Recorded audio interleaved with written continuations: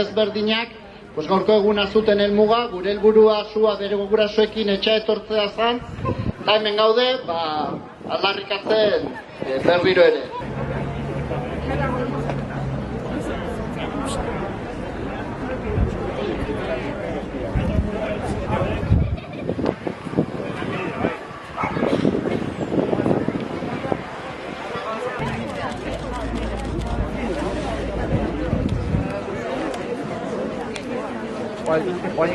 Etxera zatoz, txorien modun kantari, hirugarrengo urtetxo honek egin dizulako kabi. Amatxo eta aitatxo ere, pozarren dira nabari, naiz banak eta gogorra izan, eutxiz itxaropenari, zorionak ta urte askuan, ta musutxoak opari.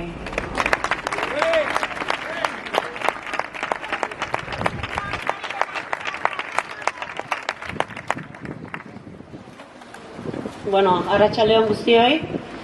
Azken hilabeteotan, Olatz, Patxi eta Xua ez banatzeko hainbat ekimen egin ditugu gure plataformatik.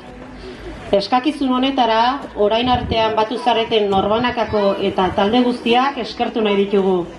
Ez dira gutxi izan, Patxi Uranga eta Olatz Lasagabasterri, Xuaren gurasoak, legeria arrunta aplikatuz, familiaren banaketa ekiditea eskatu dutenak.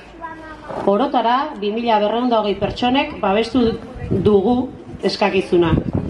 Usurbilgo eta Orioko 88 talde, elkarte eta merkatariek era berean atxikimendua azaldu dute.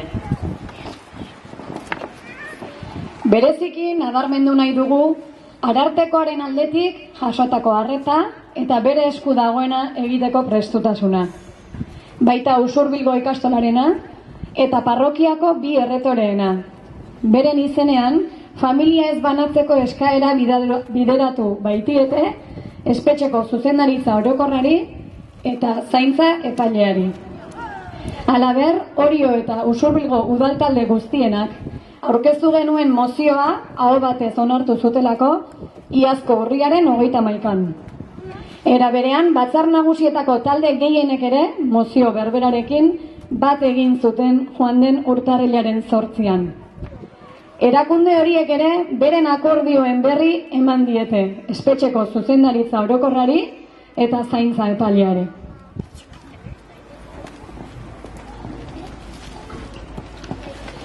Tamalez, ahalegin hauek ez dute emaitzarik izan, eta gaur, 3 urte beti dituen egunean, Xua bere gurasoengatik banatu egin dute. Azken orduko berri bat ere jaso dugu. Zaintza epaileak espetxetik egun batzuk ateratzeko baimena ukatu die, Olatz eta Patxiri, naiz eta 2. graduan izanik horretarako eskubidea izan baduten. Baimena ez onartzeko argudioen artean honakoa. El permiso resulta en este momento prematuro, desaconsejable y difícil de entender socialmente. Guri bai egiten zaigula arrazonamendu hori zaila ulertzea. Izan ere, arestian aipatu ditugun atxikimendu guztiak hutsean uzten dituzten epaileak jarritako arrazoiak. Gaur, Xua motxiladun ume berri bat bilakatu da. Eta beren ama edo aita, edo biak, ikusteko 100 kilometro egin behar dituzten 102 umeen zerrendara gehitu da. Egoera krudel honi irtenbidea emateko garaia da. Gomendagarria da eta sozialki ulergaitza. Dena da egun oraindik bere horretan mantentzea.